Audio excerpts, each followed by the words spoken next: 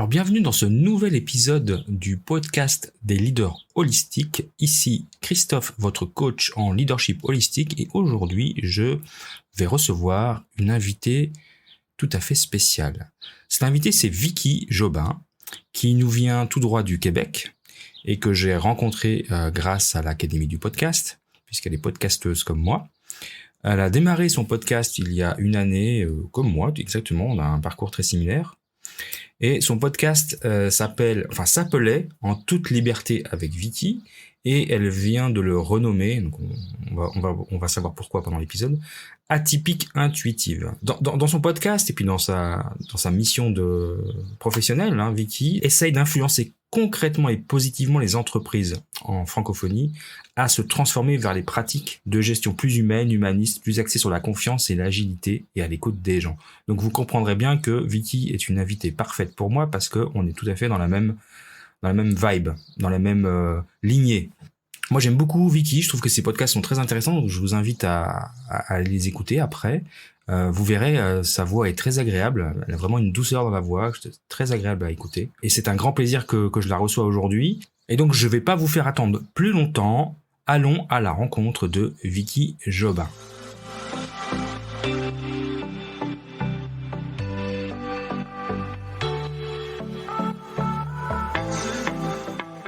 Bienvenue dans le podcast des leaders holistiques. Je suis Christophe, votre expert en leadership, excellence opérationnelle et lean management depuis plus de 25 ans. Ce podcast est pour vous si vous êtes attiré par le leadership, le développement personnel et la spiritualité. Si vous avez besoin de mieux équilibrer votre vie privée et votre vie professionnelle. Si vous avez d'importantes responsabilités professionnelles et que parfois cela affecte votre vie privée ou inversement. Si vous voulez devenir un leader serviteur, bienveillant, humaniste, éthique et intuitif. Si vous voulez développer un leadership avec une approche globale, intégrale, holistique, basée sur votre corps, votre cœur et votre esprit pour le bien de vos proches et de la communauté, alors vous êtes au bon endroit.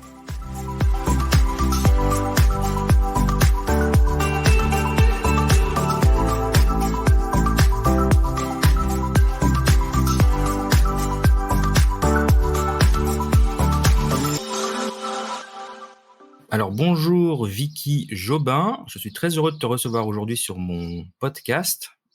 On se Bonjour connaît, Christophe. bonjour, on se connaît grâce à notre mentor en podcasting Marco Bernard, on fait Ouais, partie du même club, très ouais, privé, ouais, très, très sélect. très select, très élite. Et puis on s'est rencontrés à Paris lors d'un bootcamp où on a Mmh. eu la joie de se faire connaissance et puis de pouvoir parler de nos projets respectifs. Et puis il se trouve qu'on a beaucoup de points en commun. Donc on va parler de ça Ouais. aujourd'hui. Donc tu as créé un podcast qui s'appelle En toute liberté, et puis qui a changé de nom. On verra après le nouveau nom et le pourquoi du comment. Mais déjà, En toute liberté, c'était quoi l'idée d'origine? Oui, En toute liberté avec Vicky. Avec Vicky, pardon. Hem, mais je peux peut-être repartir sur ma mission parce que je pense que c'est de là l'origine de En toute liberté avec Vicky. Moi, j'ai travaillé, avant avant de m'assumer comme entrepreneur, artiste entrepreneur, j'ai travaillé, dans le domaine manufacturier, puis plus récemment, j'ai travaillé dans le domaine des services. À mettre en place, l'expertise, de transfert d'entreprise là, dans un cabinet comptable, tout ça.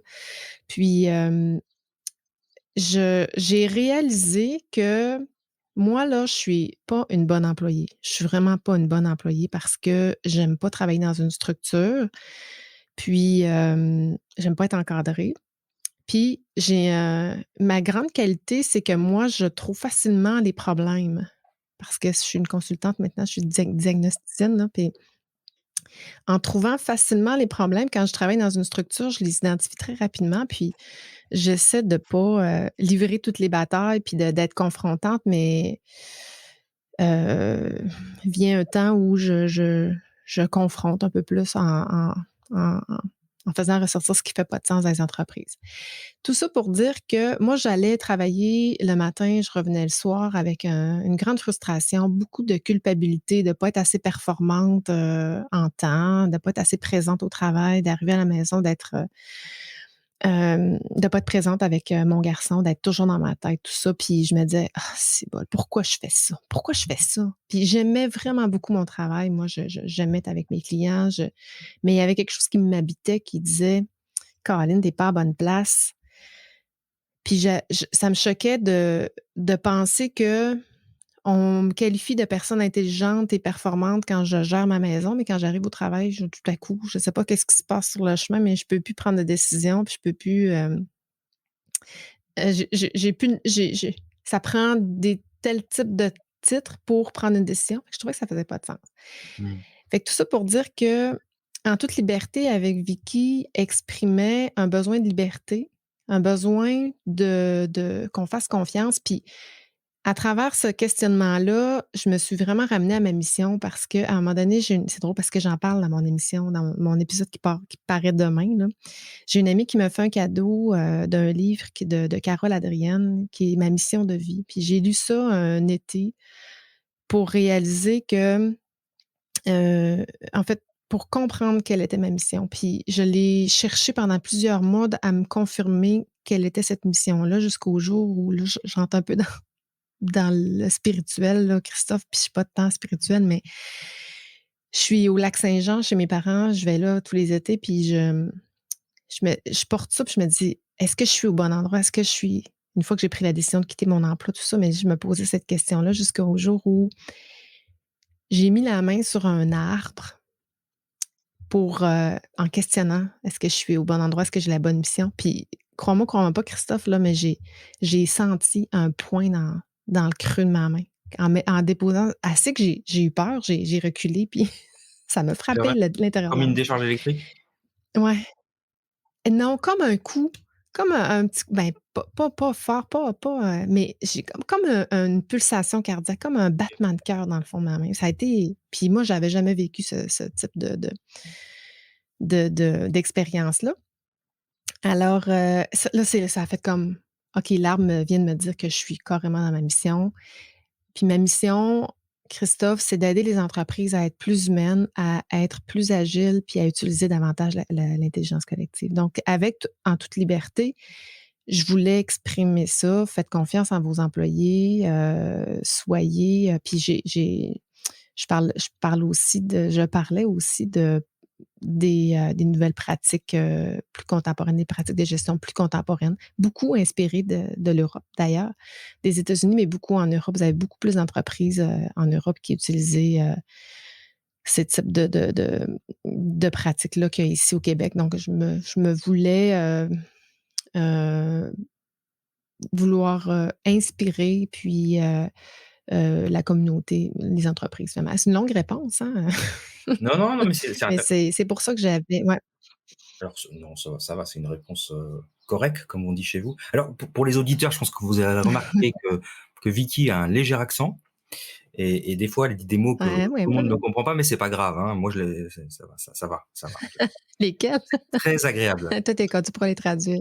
Ouais, les colis là, par exemple, ça va. Non, c'était intéressant Le parce quoi? qu'on a une mission enfin on a des missions qui se ressemblent beaucoup. Oui, Alors moi, la mienne, je l'ai réalisée il y a pas si longtemps que ça. C'est un peu je l'ai réalisé en créant mon podcast en fait. Hein. C'est la création du podcast le titre m'est d'abord venu de manière intuitive et puis après la mission et ce que j'allais mettre dedans par la suite est venu. Donc c'est il y a moins d'une année.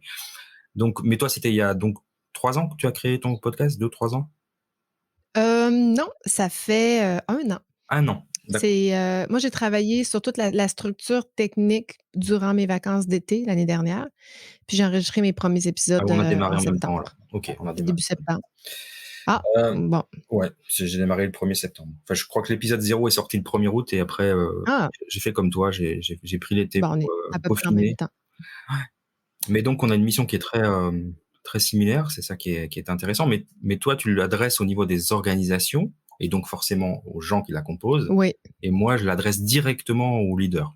Qu'on a juste pas tout à fait, enfin, on a presque le même personnage, mais on n'a pas le même angle d'attaque. Mais Ouais, toi, tu es sur le leader. Mais moi, ce que j'ai réalisé, c'est que transformer les entreprises, on s'entend que c'est une mission qui est beaucoup plus grande que moi, là. Je peux pas partir, comme consultante, à aller dans toutes les entreprises, les transformer. Donc moi, ce que ça me dit à un moment donné, c'est que c'est à travers les agents de changement, les agents de transformation que je vais servir ma mission.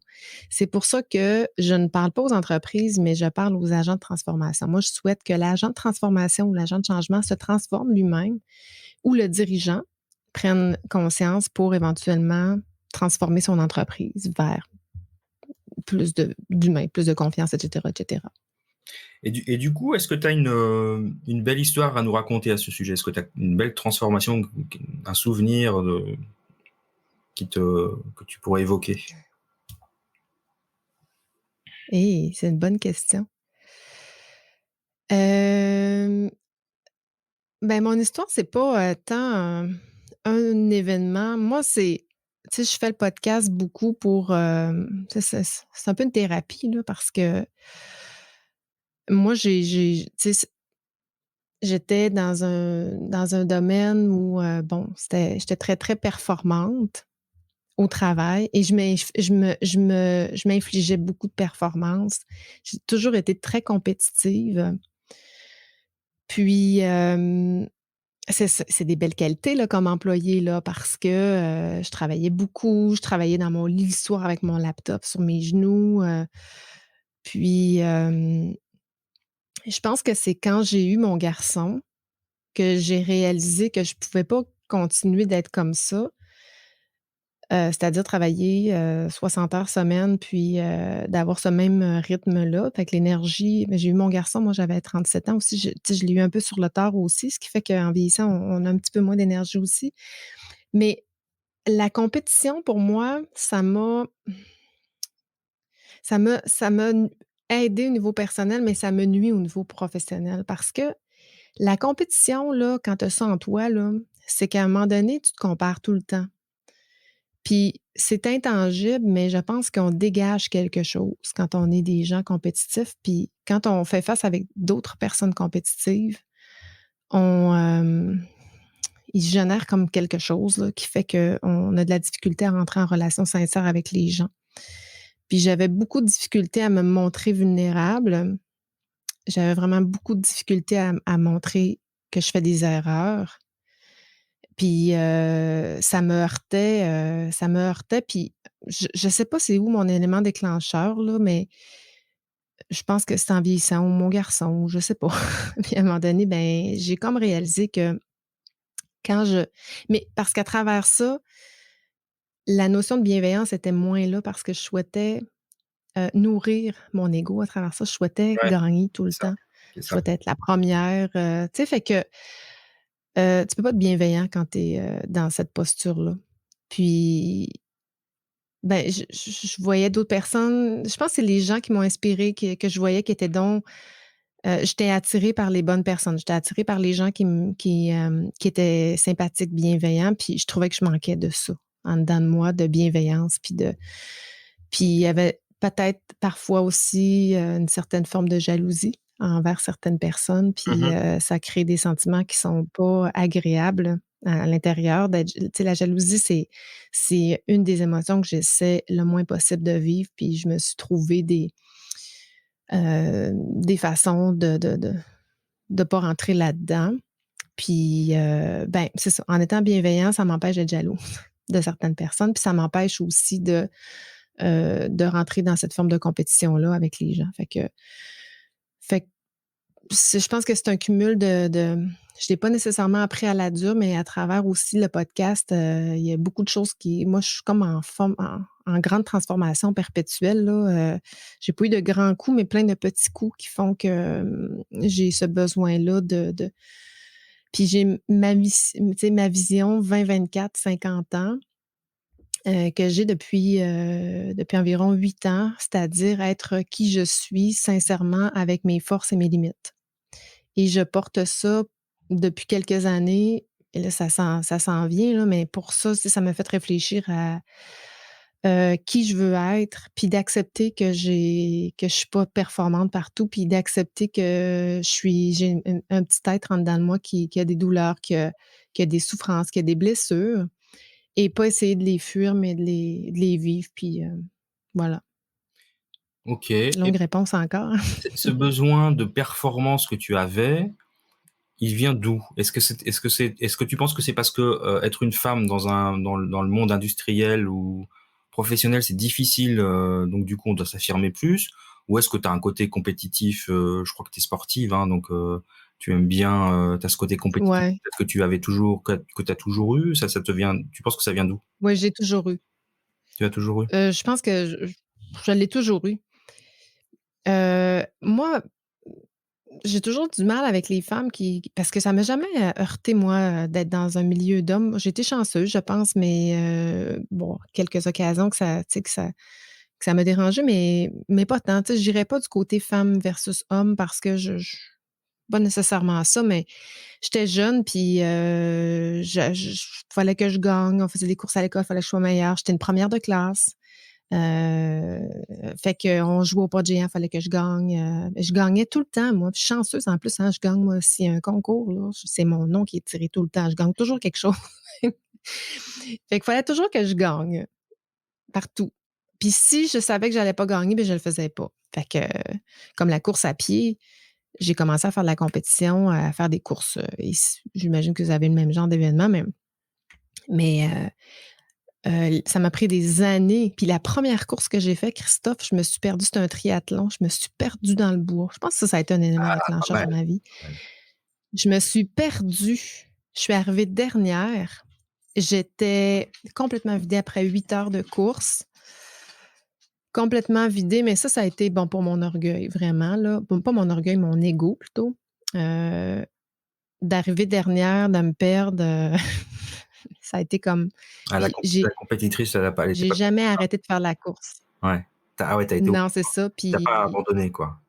mais les gens j'ai pas abandonné, j'ai trouvé une force en moi, j'ai trouvé quelque chose que je savais pas que j'avais, mais les gens, quand je suis arrivée, ne m'ont pas accueillie parce que j'étais la première, mais m'ont accueillie parce que j'avais fait la compétition. J'étais allée jusqu'au bout, puis c'était comme créer quelque chose de magique avec les gens.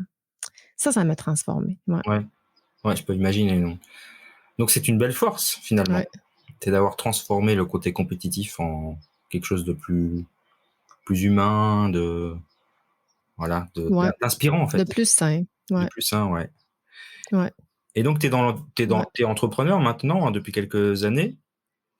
ouais. Ça a été quoi ton plus grand défi?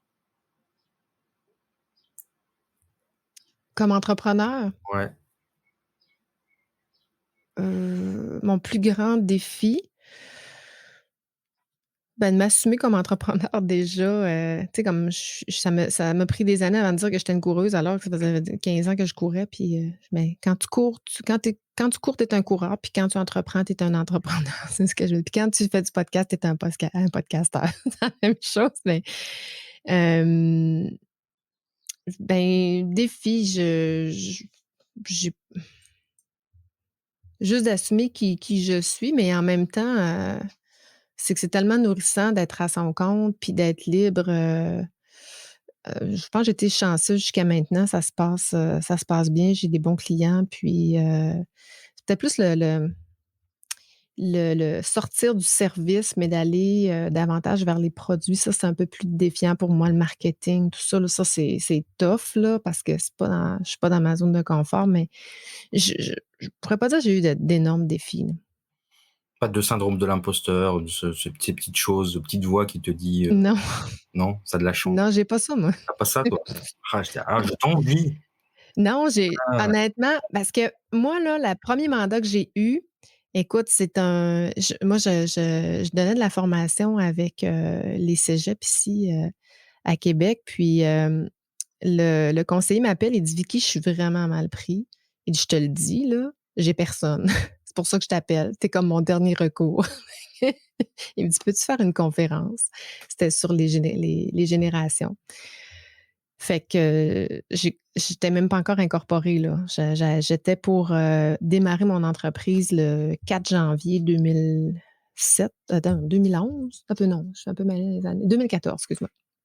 Puis je faisais ça le 7 janvier, donc c'était dans les mêmes jours et là, à la fin de la conférence, il y a quelqu'un qui est venu me voir puis il me dit, il me donne sa carte, il dit: «Faut qu'on se reparle». puis ça a été mon premier mandat. J'avais aucune idée comment j'allais faire les choses, aucune idée. Waouh! Mais l'artiste en moi, parce que moi, je suis créative, hein, tu sais, c'est mon côté créatif là qui, je me suis dit: «Je sais pas comment je vais faire, mais je vais trouver». Fait que là, je faisais la vente, puis là, il me posait des questions, puis j'avais aucune idée de quoi je parlais. Ça faisait du sens, qu'est-ce que je disais, puis ça a été mon plus beau mandat qui m'a permis de tout développer mes outils, mon expertise, fait que, moi, je me dis dans la vie, l'important, c'est pas d'être intelligent, c'est d'avoir l'air intelligent. Puis le reste, ben, tu vas trouver tes réponses. Fait que, tu sais, faut se faire confiance, puis trouver les réponses. Et des réponses, il y en a partout. Il y a plein de littérature. Moi, je suis allée chercher des livres à la bibliothèque, des livres et des livres et des livres et des livres, parce qu'au début, c'était rassurant d'avoir côté technique, là, d'aller chercher la science. Puis, ben, après ça, ben, c'est l'expérience qui a pris le dessus, là. Mais ça veut dire que c'était le bon J'ai mon moment. chien qui, C'était le bon moment pour toi, donc ouais, tu as démarré, tout de suite, tu as pas eu besoin de chercher un client et puis en plus c'était un vrai ouais, partenariat parce que ça t'a permis de construire avec eux, ou avec lui, ton projet, donc ça, c'est chouette. oui, puis il a jamais su que c'était mon premier client, hein. Il l'a jamais En plus, c'est vrai? ben, peut-être qu'il le savait, là, mais je lui ai jamais dit.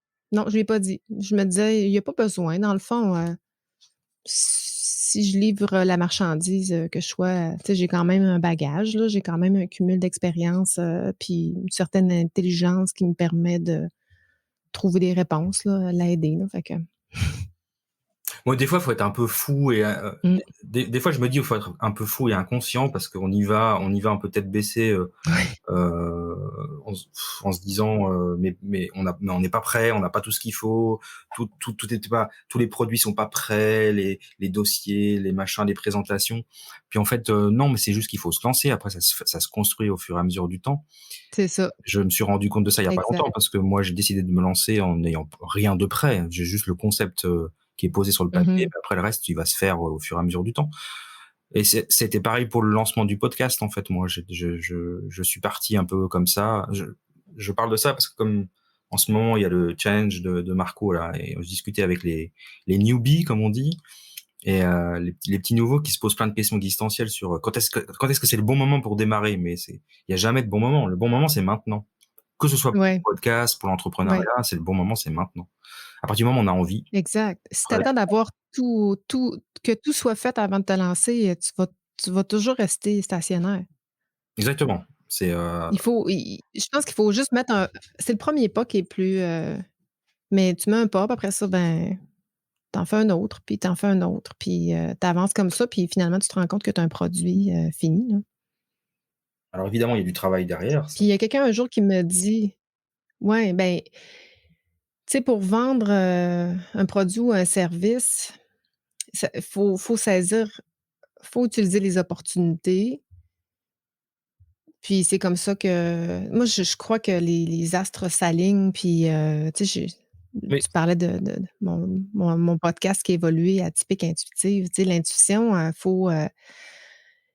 il faut s'y fier aussi. Souvent, quand on est trop dans sa raison puis qu'on est trop dans nos peurs, ben, on n'avance pas. Donc, faut les choses se placent tout le temps, tout le temps, tout le temps. Moi, je crois à ça, puis c'est juste de mettre un pas en avant de soi. C'est tout.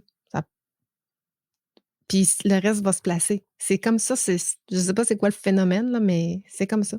Mais clairement, il y a une question d'alignement, de vibration. Alors évidemment que si on est toujours, guidé par ses peurs, c'est une énergie très basse, ben, il va rien se passer.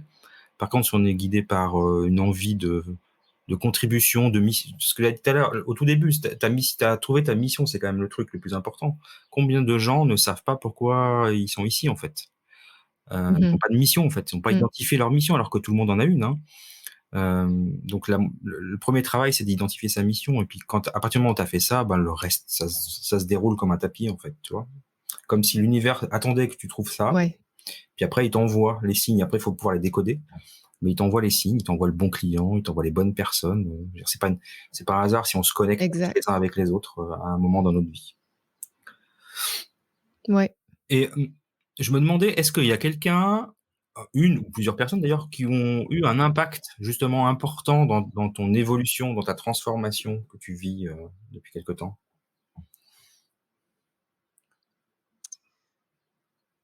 il y a plein de gens qui en ont eu, mais j'ai une bonne amie, Audrey, j'en parle, à l'occasion, qui elle a eu, un grand éveil spirituel. C'est une notaire à la base, très, profession, légale, hein, puis, maintenant elle fait de la relation d'aide. Elle s'est complètement transformée, mais elle a, c'est ça, un éveil très, très spirituel, puis elle est tellement bienveillante, puis elle et mon autre amie Barbara, on est 3 filles quand on fait des randos ensemble, des randonnées pédestres. On se voit, disons une fois par mois, puis on est toujours les 3, puis c'est toujours très, très intense, puis nos discussions sont toujours très profondes, puis à chaque fois qu'on va, faire une activité, ben, dans la profondeur de nos discussions, puis le temps qu'on a pour avoir ces discussions-là, ben, Audrey est toujours très, très, heu, inspirante. Je pense qu'elle, c'est dans les dernières années, c'en est une qui m'a beaucoup inspirée, personnellement, là, dans mon entourage. Sinon, il y a, heu, la méthode Opale, son nom Frédéric Laloux. Frédéric Laloux, ouais. Frédéric Ah, Laloux, je suis est-ce que un grand fan. ouais.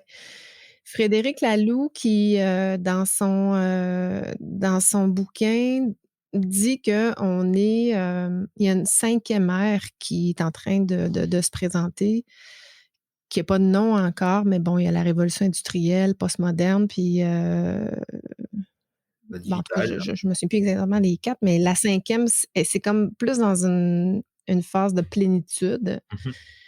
Puis ça m'a inspirée beaucoup parce que je me dis, les besoins organisationnels sont plus ceux qui étaient. Tu sais, on a eu l'occasion d'échanger sur, notre éveil de conscience, tout ça, puis les gens, de plus en plus sont là, puis veulent avoir des environnements dans lesquels ils vont se retrouver. Fait que, je trouve que lui, dans sa science, m'a vraiment beaucoup inspirée justement ben, à continuer de marteler ce message-là dans les entreprises, parce que l'humain, on n'est plus dans la révolution industrielle où on pouvait contrôler un village, puis dans lequel on avait l'entreprise. Hey, les présidents de compagnie, possédaient le magasin général, possédaient, les maisons, possédaient donc l'employé ne pouvait pas rien faire. Ça a pris des révolutions, ça a pris des morts pour qu'on évolue comme société. Mais on n'est plus là, tu sais, on n'est plus dans le côté, hem où le pouvoir est très, au patron, mais tu sais, c'est important d'avoir un certain équilibre, puis que chacun ait sa voix, puis chacun se sente bien, puis c'est là où quand tu te sens bien dans le travail, ben, tu es dans ton plein potentiel. On te fait confiance, puis on fait encore des plus grandes choses quand on est exploité à sa juste valeur, à son plein potentiel. Fait que Frédéric Laloux m'a vraiment inspirée en fait, m'a confirmé, ce besoin puis moi, mon expérience, ben, ça me plaisait pas là d'être dans un environnement contrôlé, puis il y a plein de gens que j'ai par la suite entendu, dire la même chose. Fait que ouais, Frédéric Laloux, un bon, ouais. Ouais, alors j'aime beaucoup aussi. Moi, je suis un grand, grand fan de Frédéric Laloux. D'ailleurs, j'aimerais bien l'interviewer un jour parce que je trouve qu'il a une belle vision de Mmh. l'organisation. Moi, j'ai fait un podcast sur la partie organisation Opal, euh, qui reste encore à Oui, notre moi aussi, je époque. n'ai fait un. Ouais, tout à fait. C'est encore des organisations qui sont très, très peu pratiquées, hein, très, très peu connues. Euh, Mmh. donc, il a vraiment apporté Je n'ai fait un avec, une personne un Français chez EDF, Électrification de France, qui l'électricité sont de France. en Mm. pleine transformation vers oui, Électricité de France. Ouais, Ouais, j'ai fait ça, c'est un sur YouTube et non, ouais, ouais. c'est chouette. Super. Ah ouais, bah écoute, c'est bien, c'est bien. Encore une fois, on se rejoint. Très bien.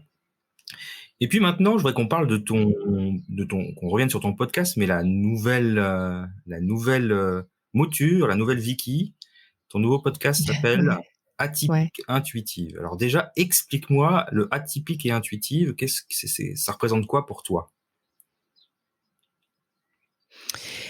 Ben, ça rejoint un peu ce que je disais tout à l'heure, arrêter d'être dans son rationnel. Puis moi, quand je suis allée au bootcamp, à Paris, là, au mois d'avril, j'étais comme un peu désalignée justement avec mon podcast et avec il me manquait quelque chose, puis j'allais vraiment chercher un réalignement. Puis, à travers les discussions qu'on a eues, il y a une question qui m'a été posée par Lucie justement, puis elle dit: «C'est quoi ton unicité, toi? Tu sais, qu'est-ce qui te rend unique?» Puis là, j'ai parlé de ma capacité à sentir, les gens, à sentir les émotions, à puis être très, très intuitive dans les comportements humains. Puis ça, c'est pas, ça s'est pas, révélé, récemment. J'étais jeune, puis j'étais comme ça. J'avais cette capacité-là à saisir, à comprendre les gens, Mmh. à saisir les émotions, tu sais, je suis hyper sensible, à ça. J'ai comme 2 petites antennes, là. Tu sais, je dis à la blague, je suis capable de détecter quand une femme est enceinte par son émotion, par son aura. Je suis capable de détecter l'infidélité, je suis capable je vois tout ça, moi, les comportements humains, là. C'est vraiment mon dada, tout ça. Hem, mais à travers ça, on est très rationnel, puis souvent on se sort de notre côté, intuitif, instinctif. Fait que j'avais envie de l'assumer, ce côté intuitif-là, qui m'a beaucoup servi dans ma vie. Mais c'est ça, j'avais envie de l'assumer. Puis atypique, ben, peut-être parce que je me sentais un peu différente des autres. Je me suis toujours un peu sentie sur une autre guire, là. Tu sais, des fois, je parle avec les gens, puis là, on dirait que la réponse, c'est pas en lien avec ce que moi, dans mon cerveau, tu sais, dans l'ordre, on dirait que mon cerveau est un peu conçu différemment des autres.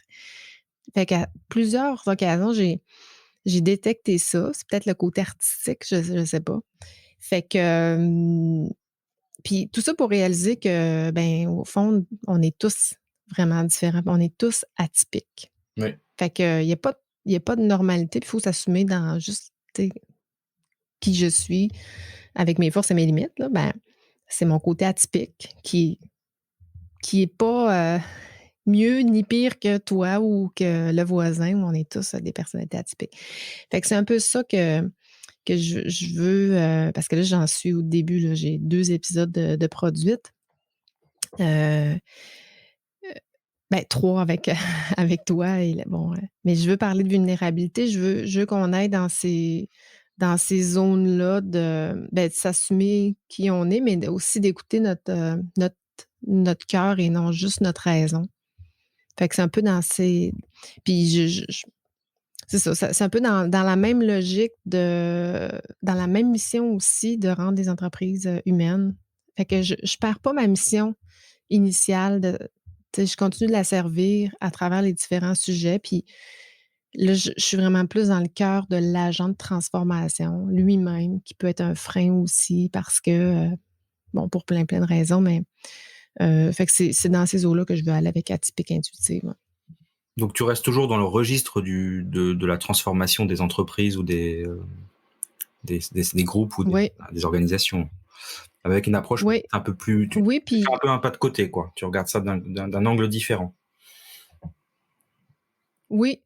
Oui, puis dans mon épisode, 00 là, de la troisième saison, je me suis engagée à produire sur une fréquence hebdomadaire, mais je me suis pas engagée à rien d'autre parce que je veux laisser l'intuition, de semaine en semaine, dicter les prochains épisodes. Donc il y a quelque chose qui m'inspire, je trouve que c'est le moment d'en parler, ben, j'essaie de laisser ça venir plutôt que d'avoir trop une logique, d'avoir trop une structure, d'avoir trop une stratégie, parce qu'à quelque part, tu sais, quand on fait du podcast, on est là pour s'exprimer aussi, puis tu sais, c'est ça que je réalise, c'est qu'avec un micro, avec des écouteurs, ça me donne accès à ma voix, puis ça me donne une voix. Fait que, je veux pas trop la raisonner, cette voix-là. Je veux la laisser s'exprimer telle qu'elle sort, telle qu'elle est, puis avec les notions que je suis allée chercher, ben j'ai à travers ça, je demeure quand même à travers une certaine structure, que j'ai développée puis qui est plus, instinctive, là, je dirais, là. Alors c'est vraiment, je sais pas te dire si c'est bizarre ou si c'est drôle ou si c'est une synchronicité, mais en tout cas, c'est une coïncidence étrange parce qu'on a le même parcours. Moi, je suis aussi parti d'un podcast très structuré pour quelque chose de complètement, enfin, pas complètement, mais beaucoup plus déstructuré. Ouais. Et je l'exprime beaucoup dans l'interview que tu as fait de moi, donc j'invite les auditeurs Ouais. à aller écouter l'épisode miroir de cet épisode-là. Je mettrai dans la description du podcast le lien. où j'explique justement cette évolution. On a un petit peu la même évolution qui est de partir de quelque chose de très rationnel à quelque chose de beaucoup moins rationnel, et Ouais, c'est c'est exact. c'est intéressant. C'est très intéressant. Comme quoi des fois les parcours Ouais. se suivent et se ressemblent. Euh, Mmh. et donc intuitive. Donc, l'intuition pour toi, c'est que ça représente quoi? Alors tu as dit tout à l'heure, c'est quelque chose que tu avais depuis que tu étais toute petite, mais est-ce que tu crois que c'est quelque chose que Ouais. les gens sont prêts à entendre dans les entreprises? Hey, bonne question. Ben, d'abord, l'intuition, c'est tout sauf rationnel. C'est ce que je sens. Je le sens, je pense que c'est ça qu'il faut. Hein, j'ai le feeling que ça c'est très, très senti, donc il y a c'est pas dans la tête, c'est vraiment ben, moi, je l'ai dans la poitrine, là, dans les ici, tu sais, les épaules, là, Ouais. c'est là que je le sens physiquement. Heu, mmh, est-ce que tu connais la théorie U? C'est Otto Charmer, qui est, un professeur du MIT, le Institute, Et Massachusetts, ouais, à Massachusetts, Boston, ouais. qui lui, dit que puis c'est drôle parce que toi, tu es ingénieur puis tu as été dans le lean manufacturing, hein, tu sais, on est beaucoup dans le problem solving, hein, on est beaucoup dans: «J'ai un problème, je vais essayer de trouver une solution». Ouais. Alors lui, la théorie U, ce que ça dit, c'est: essaie de télécharger le problème. Pourquoi tu as ce problème-là? Le questionner avec le cœur. Donc, il dit de passer de la tête au cœur. Et là, pourquoi on fait ça comme ça? Puis là, d'aller questionner ça sans nécessairement chercher une réponse. Et à travers ça, quand tu comprends le problème avec ton cœur, à l'intérieur de toi, la solution vient d'elle-même. Tu as pas besoin de la réfléchir, elle sort, elle émerge de façon puis tu sais, c'est un scientifique quand même, là. Puis lui, avec son truc, là, il a fait le tour de la planète, là. Il y a une communauté internationale qui parle de ça. C'est beaucoup la transformation, c'est regarder ce qui se passe à l'intérieur de soi pour trouver les meilleures solutions possibles. Moi, j'ai fait une formation que ça s'appelle la méthode V, que je me suis inspirée de la théorie U, qui est la méthode Vicky, en fait, là, qui j'ai pris mes outils de travail, puis je les ai, théorisés U, je sais pas comment dire ça, mais j'ai ajouté justement le côté intuitif, le côté d'essayer de comprendre les choses puis laisser émerger. Fait que puis j'ai commencé à le faire dans les entreprises. Je le dis pas, par exemple, Christophe, je l'assume pas.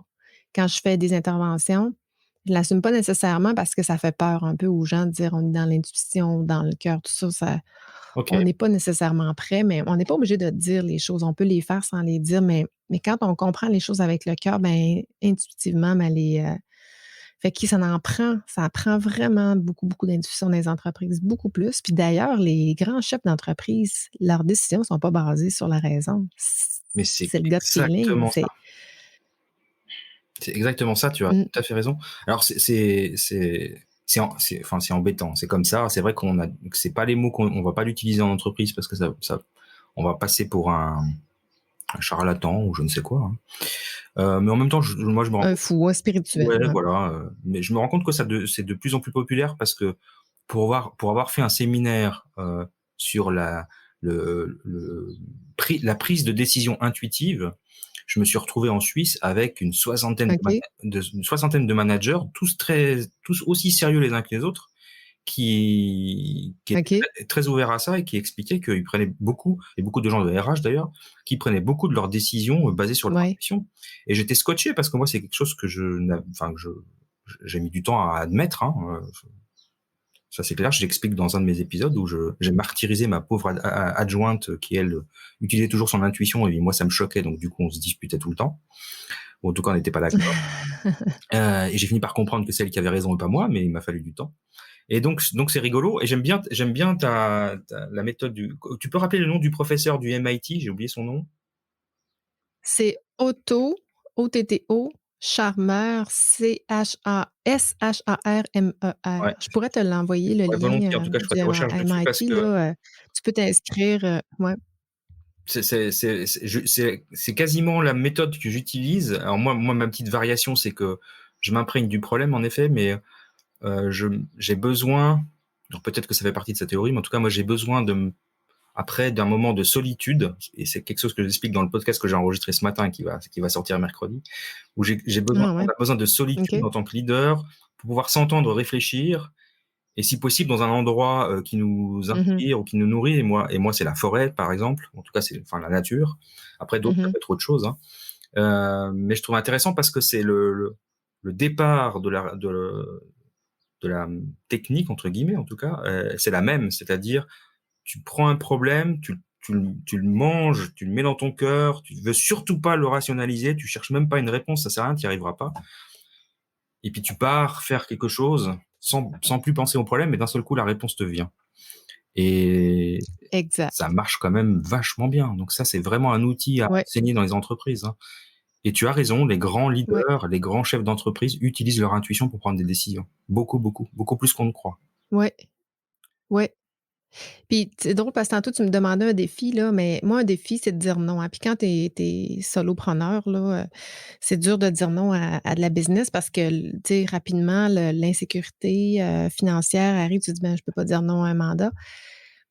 Mais tu vois, je le vis en ce moment là, j'ai un feeling d'un mandat qui me dit non. Puis là, c'est dur parce qu'il faut que je dise non. Fait que ça, c'est un défi de parce que je sais, mon intuition m'a dit: «Va pas là. Un, tu auras pas de fun. 2, tu vas envenimer des relations avec, différents partenaires». C'est comme le feeling. Fait que là, ça, c'est un défi, là. C'est de suivre mon intuition Ouais. parce que l'intuition, là, tu le sais pas si tu as raison ou pas. Tu pas la seule façon de le savoir, c'est d'aller le valider, puis là, ben, tu vas dire oui ou tu vas aller contre intuition.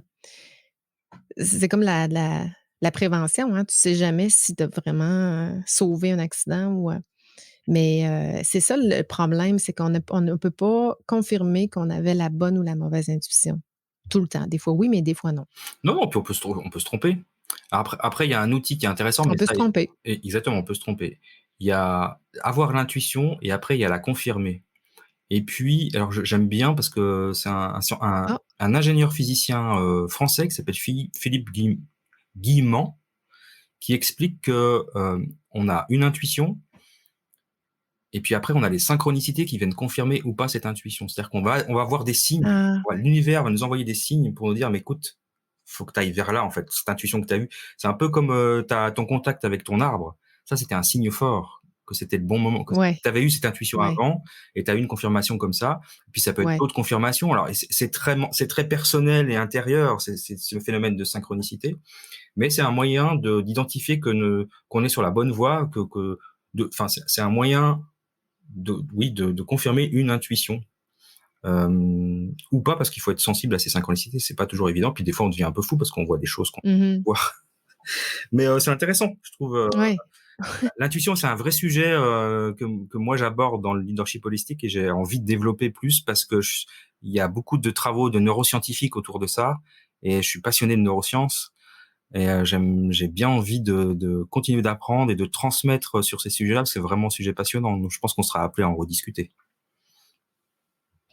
Mmh. Puis c'est drôle parce que je suis en train de lire un livre de Christelle, c'est Intuition, quand, j'ai pas le livre, sous les yeux, mais en tout cas, c'est une chercheure, c'est une scientifique aussi. Puis c'est drôle parce qu'elle dit la petite voix intérieure, ça s'appelle les voix intérieures. Puis elle dit: «Faut écouter son intuition, faut sortir de sa raison», mais elle nous confirme par la science que l'intuition existe. C'est drôle, hein? Puis là, tu dis la même chose, Oui, tout hein? à Il y fait. a Les des chercheurs, neuroscientifiques puis là, c'est comme commencent à le si le fait démontrer. que les chercheurs soient allés les neuroscientifiques soient allés le valider, c'est comme si c'est là qu'on fait confiance, hein? Fait que je trouve ça, Alors moi, j'ai besoin de ça, ben, parce que je suis un scientifique. paradoxalement intéressant. Mais c'est juste, tu as raison, hein. Oui, ouais. Mais il se trouve que la science, ces derniers temps, a confirmé beaucoup de théories spirituelles, soi-disant ésotériques, enfin des choses qu'il y a 20 ans, on voulait même pas entendre parler parce qu'on passerait pour des fous. Et maintenant, on a des scientifiques qui rejoignent ça. Et si on écoute, moi j'adore écouter, enfin j'adore lire la philosophie des scientifiques. Et quand tu lis Einstein, il a pas fait que de la théorie, scientifique, il a écrit beaucoup de choses très philosophiques et c'est super intéressant. Ouais. Ouais. Et on a des scientifiques maintenant aussi qui sont très ouverts. Hein. Il y a toujours les mêmes à l'ancienne, hein, qui sont très fermés, mais il y en a qui sont très ouverts et qui ont des théories qui permettent d'expliquer et des preuves. Et dans les neurosciences, on a des preuves qui prouvent que on a 3 cerveaux. Je sais pas si tu savais, on a notre cerveau, voilà, il est là, normal. On a un cerveau au niveau du cœur. Il est tout petit, mais on a des neurones. Hein. Quand je dis un cerveau, c'est qu'on a un réseau neuronal au niveau du cœur, ce qui explique pourquoi on est capable de raisonner avec le cœur. Et puis on a surtout un cerveau, des neurones au niveau du ventre. C'est l'équivalent du cerveau d'un chien quand même. Hein. Donc c'est pas un cerveau débile, mais et c'est lui, c'est le fameux gut feeling. C'est lui qui nous donne beaucoup d'informations sur l'intuition. Donc les neuroscientifiques ont démontré ça déjà. Et puis comment on arrive à prendre des décisions en un claquement de secondes alors qu'il faudrait des heures d'analyse si on utilisait notre mental habituel. Et donc, moi, je trouve ça passionnant. Je trouve ça vraiment passionnant. C'est un beau sujet, en tout cas. Ouais. Bah écoute, c'était chouette, Vicky. Est-ce que tu aurais un conseil ou un truc que tu voudrais partager avec ma communauté avant de finir? Quelque chose qui te tient à cœur?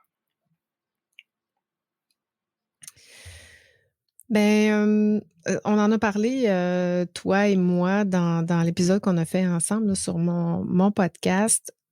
Moi, ce que j'ai envie de partager, c'est justement suivre son intuition. On n'a pas besoin d'avoir ou n'attendons pas d'avoir de grands coups pour se reconnecter avec soi-même. Parce que, tu sais, tôt ou tard, la vie se charge de nous envoyer des signes, que ce soit, des épreuves ou des accidents physiques, là, où, on brise un membre, mais la vie va toujours se charger de nous renvoyer un message. Puis des fois, le message on les comprend pas, puis ils sont de plus en plus forts. Donc, moi, j'aimerais ça que les gens prennent conscience du bien et du mal qu'ils font autour d'eux. Juste de prendre conscience, de se poser la question, tu sais, moi, là, qu'est-ce que, tu sais, qu'est-ce que je, quelle différence je fais dans ma communauté? En se posant cette question-là, je pense que ça donne des réponses, ça fait émerger des choses, puis là, ça fait prendre des prises de conscience individuelles. Ça serait ça. Juste essayer de prendre conscience de quel impact j'ai autour de moi. Alors ça, c'est un très, très beau conseil. Vraiment merci parce que c'est très difficile déjà de se dire, déjà d'assumer le fait qu'on a un impact sur son environnement, qu'on ait une communauté ou pas, hein, mais on a toujours un cercle d'amis, un cercle familial, voilà, Ouais. un travail, donc on a forcément un impact sur les autres. Et puis de se poser la question si cet impact, il est positif, s'il est négatif, et puis quoi faire s'il n'est pas si positif que ça. Et c'est pas facile, et c'est pas adapté à tout le monde. C'est sûr. C'est très, très beau ce que tu viens de Sur dire. mon lit de mort, est-ce que je veux dire, j'ai pas assez fait d'argent ou j'ai pas assez été performant ou je veux dire, je tu sais, est-ce que les gens vont se dire ça? Ils vont se dire: «J'aurais dû passer plus de temps avec les gens, j'aurais dû passer plus de temps avec ma famille, j'aurais dû être plus présent». Tu sais, ça change la donne là, de se figurer, en fin de vie, hein, quel impact que j'ai laissé sur la société, sur Ouais, mes proches, les gens que j'aime. tout à fait, Voilà, tout à ce fait. serait ça. Je te remercie beaucoup. C'était très, très inspirant. J'ai adoré cet échange, celui qu'on a eu avant. Donc, on a deux podcasts Oui. voir, donc ça, c'est magnifique. Et je te remercie. En tout cas, je suis très heureux de t'avoir rencontré. Et puis, je pense qu'on continuera à collaborer probablement dans un projet ou dans un autre. En attendant, je te souhaite une bonne fin de journée. Je souhaite une bonne semaine à tous les auditeurs et à très bientôt. Au revoir tout le monde. Ben, c'est réciproque, mon cher Christophe. À très bientôt. Merci à toi.